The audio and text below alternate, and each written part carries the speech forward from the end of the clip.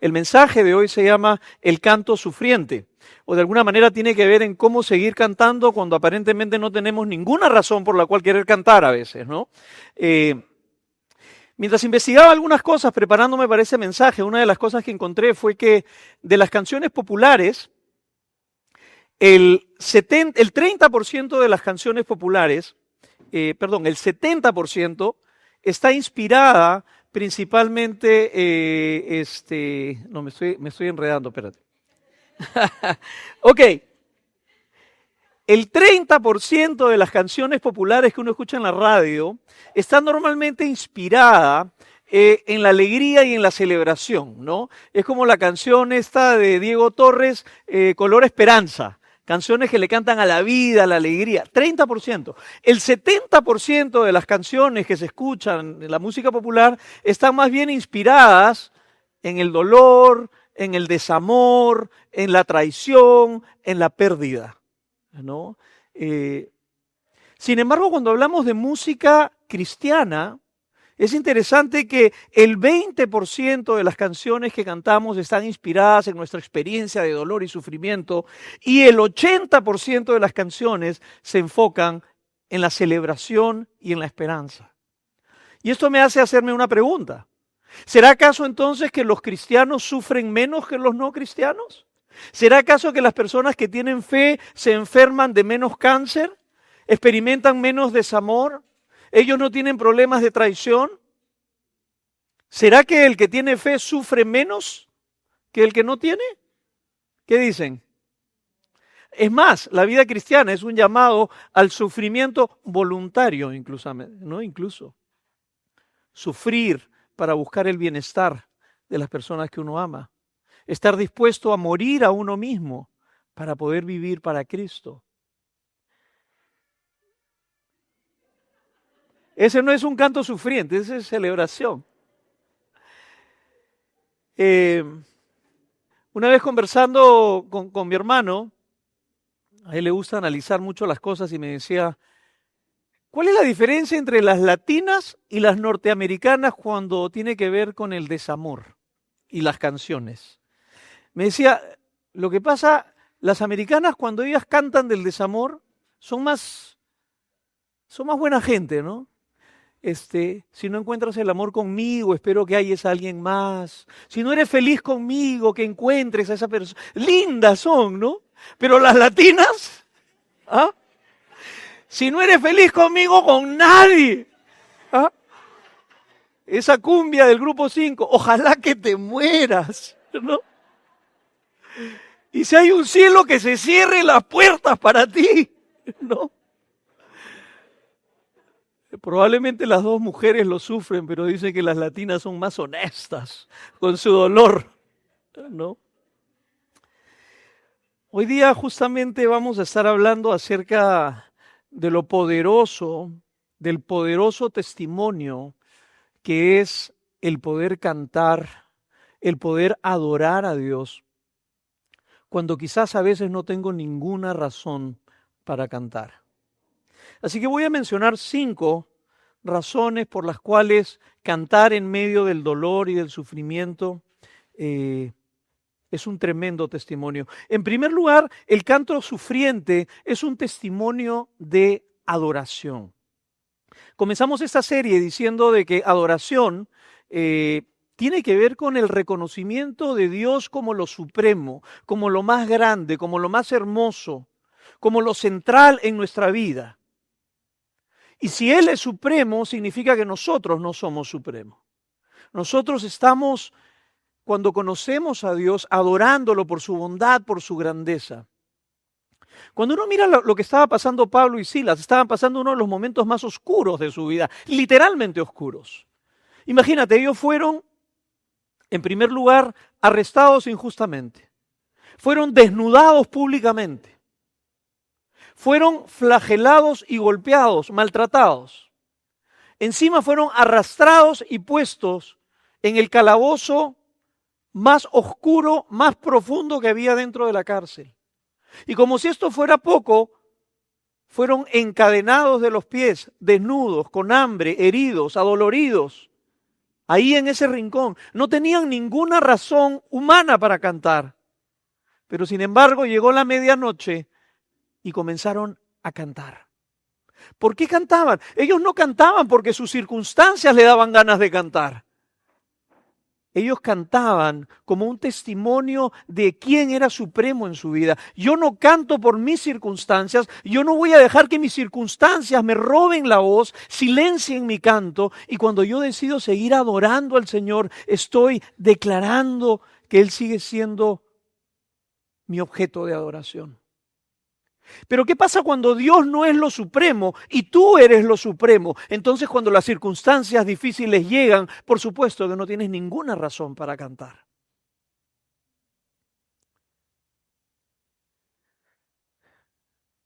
Una cosa es cantar a Dios cuando todo va bien. Es lindo cantar a Dios cuando uno tiene muchas veces muchas cosas uno de qué agradecer y uno canta al Señor. Pero es mucho más especial poder cantar al Señor cuando las circunstancias aparentemente te dicen que no tienes ninguna razón por la cual cantar. El canto sufriente es una expresión de adoración que exalta a Dios por encima de mis circunstancias. No niega el sufrimiento, sino que se rehúsa a ser silenciado por el sufrimiento. En segundo lugar, el canto sufriente es un testimonio de la fidelidad de Dios en el pasado. Los que son expertos en salud mental te podrían decir de que el trauma, el dolor, una de las cosas que causa afecta la memoria, afecta la capacidad de recordar, fragmenta nuestra historia, distorsiona nuestra memoria. El ser humano tiene una memoria muy frágil. Cuando piensas, por ejemplo, en el pueblo de Israel, es interesante, ¿no? Todo lo que ellos habían experimentado cuando Dios los libertó de Egipto. Habían visto el poder de Dios. Habían experimentado cómo Dios los había rescatado de la nación más poderosa de la tierra. Cómo Dios había vencido al faraón. Cómo había abierto el mar en dos. Sin embargo, cuando comienzan a pasar dificultades en el desierto, reniegan contra Dios, se olvidan de Dios.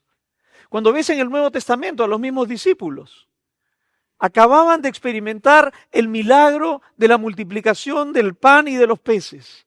Acababan de ver el poder de Jesús alimentando con unos cuantos peces y panes a 5,000 personas, sin contar mujeres y niños. 20,000 personas habían comido ese día por el milagro. Al día siguiente, los discípulos están en la balsa yendo hacia el otro lado y comienzan a discutir porque uno se había olvidado el pan. Jesús estaba ahí. Acababan de ver este Dios que es poderoso, pero están frente a una situación y se están ahogando porque pierden de vista, olvidan lo que Dios ha hecho. Pablo y Silas, no sé si notaron este detalle. ¿Qué dijo el texto que cantaron? Himnos.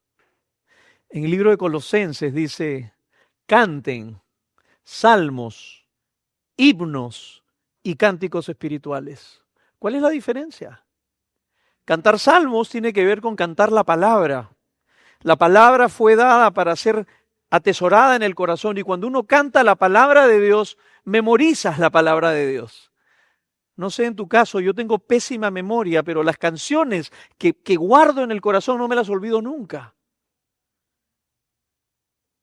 La palabra nos fue dada para ser cantada, por eso siempre a Leo, a Dover, le decimos cantemos palabra de Dios también, porque es una manera como vamos a memorizar y atesorar la palabra en nuestros corazones. Los himnos tenían que ver con la historia de la fidelidad de Dios en el pasado. Los himnos eran escritos por el pueblo de Dios. Cómo ellos contaban, cómo habían atravesado por sus propias dificultades, pero cómo Dios había sido fiel y Dios los había rescatado. Y cuando uno canta himnos, lo que estás haciendo, no es que nos gusten las canciones viejas, sino porque estamos recordando que Dios ha sido fiel con su pueblo en el pasado y lo seguirá haciendo hoy. es rehusar a perder la memoria de las bondades de Dios en el pasado. Cuando no tienes ninguna razón para cantar, puedes mirar atrás y decir, no canto por mi presente, no canto por mi dolor ahora, canto porque Dios ha sido bueno. Él ha sido fiel. Pablo y Silas estaban cantando himnos.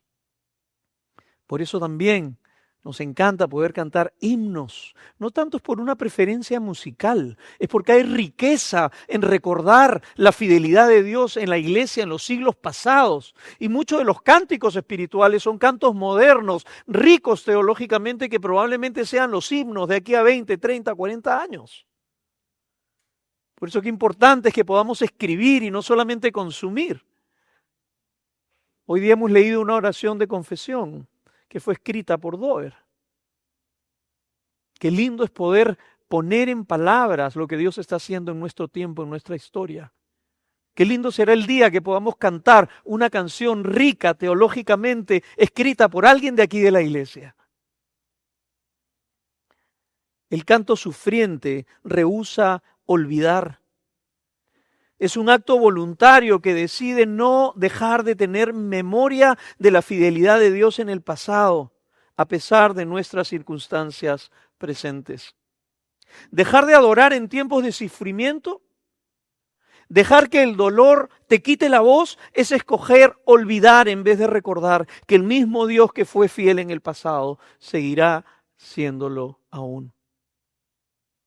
Entonces fíjate que cuando tú cantas, cuando todo se está desmoronando, cuando tú cantas sin saber qué es lo que viene para ti, estás dando un testimonio en primer lugar de adoración, en segundo lugar estás dando un testimonio de que Dios es fiel en el pasado, pero también estás dando un testimonio de la confianza en Dios en el presente.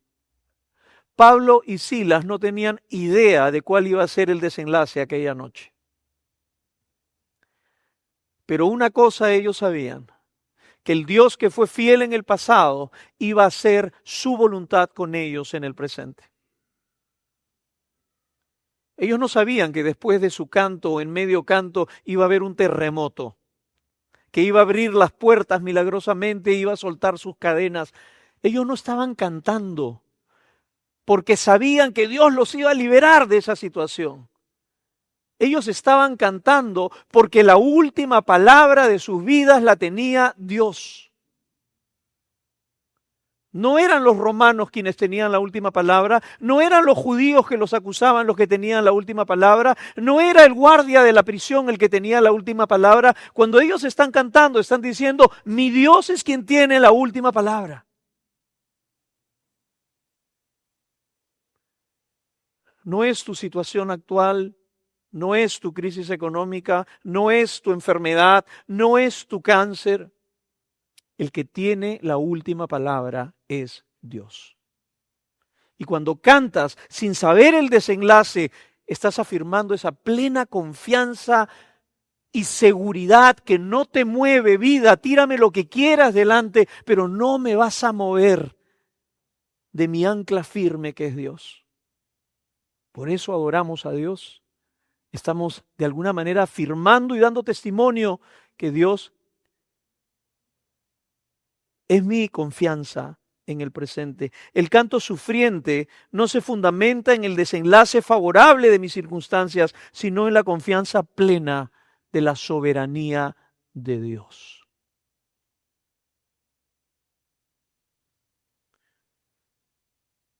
No se fundamenta en el desenlace favorable de mis circunstancias. Y eso nos lleva al siguiente punto. El canto sufriente también es un testimonio de la esperanza en Dios en el futuro. Fíjate cómo el canto, en medio del sufrimiento, en medio del dolor, es un testimonio de la fidelidad de Dios en el pasado. Es un testimonio de la confianza en Dios en el presente, pero también es un testimonio de la esperanza que tengo en Dios en el futuro. Interesante, ¿no? Porque a veces cuando hablamos de esperanza como cristianos, de alguna manera como que tendemos a colocar la palabra esperanza con desenlace favorable dentro de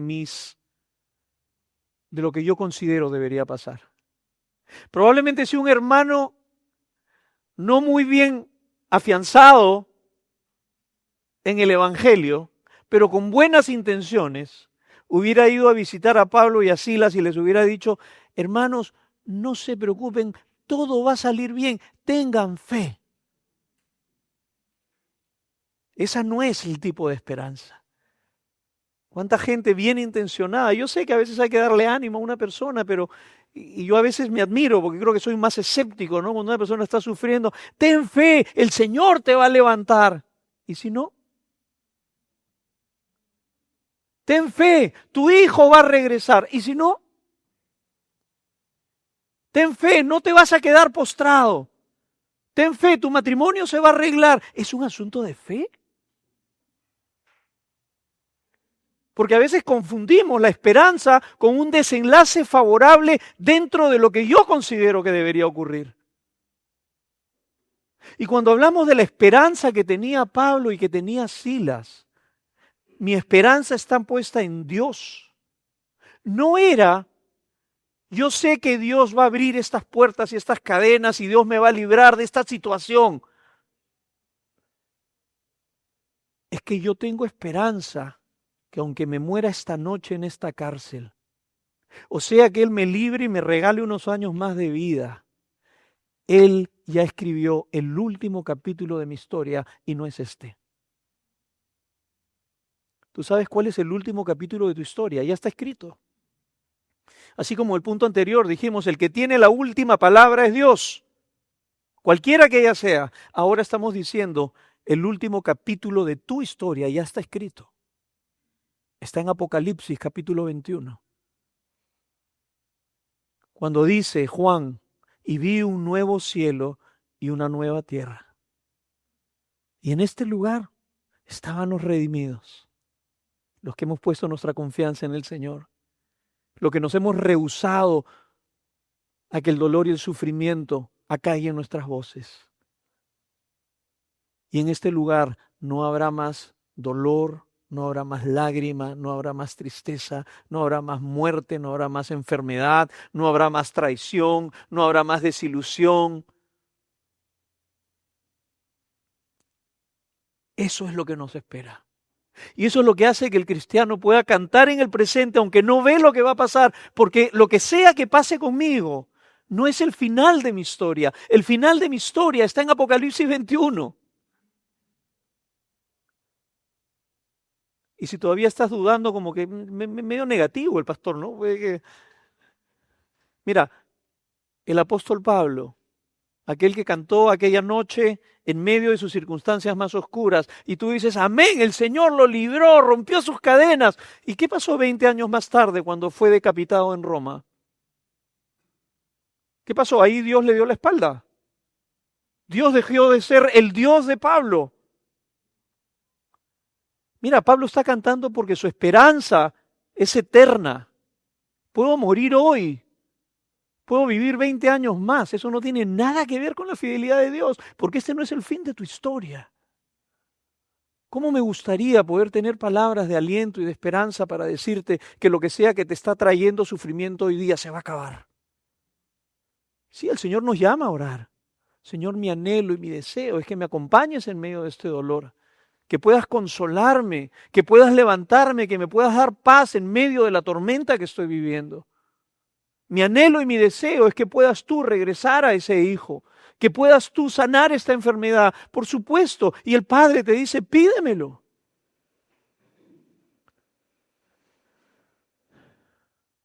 Pero adorar a Dios tiene que ver con el poner por encima de los resultados, de lo que sea que estés atravesando, la soberanía y la confianza en Dios.